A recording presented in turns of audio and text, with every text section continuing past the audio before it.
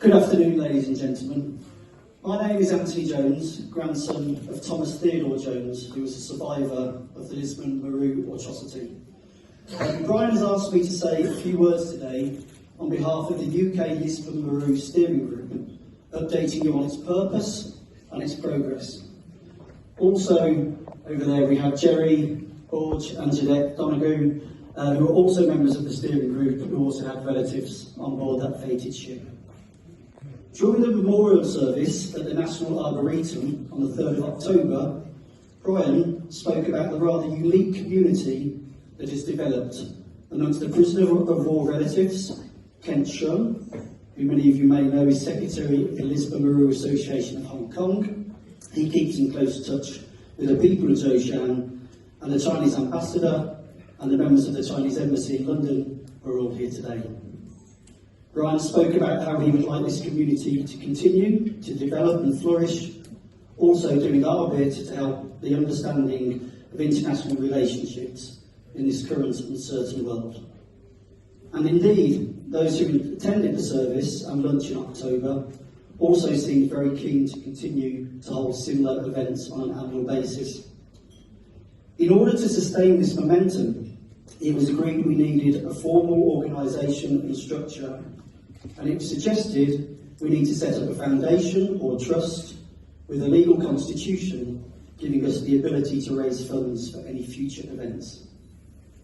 When Kent Shun heard about the potential setting up of this organisation, he sourced a painting by Mr. Shao Bang of Zhoushan City, which is going to be unveiled now by Jerry and Jeanette.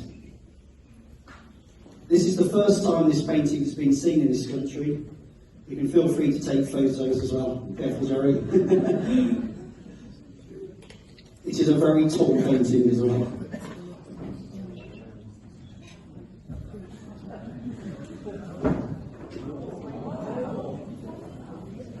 As I said, please feel free to take photos. It's a very rare painting. It's the only Guanyin painting of Portishan with red cinnabar that has survived in the world. The red cinnabar was used as a pigment to ward off evil spirits. It is also said that whenever you look at the feet of the image, it will follow your eyes. The gift has been generously given to the group as a contribution to the friendship between the people of China and the UK. Our aim in the future will be to have the painting valued and look into the best way of selling or auctioning it to raise funds so that we can then use them for any future events. We as a steering group have met several times on Zoom. Today is actually the first time that we've met in person, but we are still very much in the early days of setting up a suitable structure.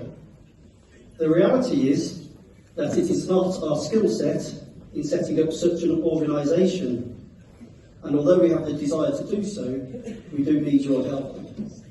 Simply put, we are looking for more people to join our group.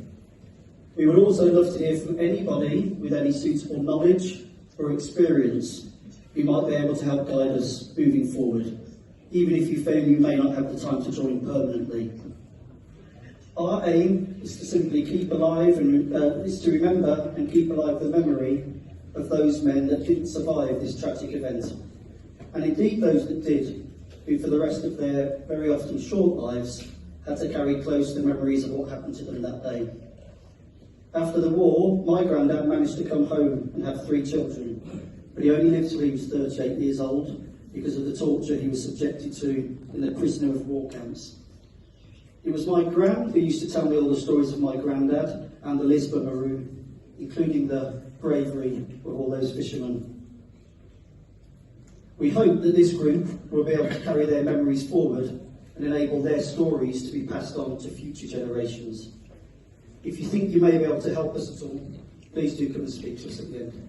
Thank you very much for listening.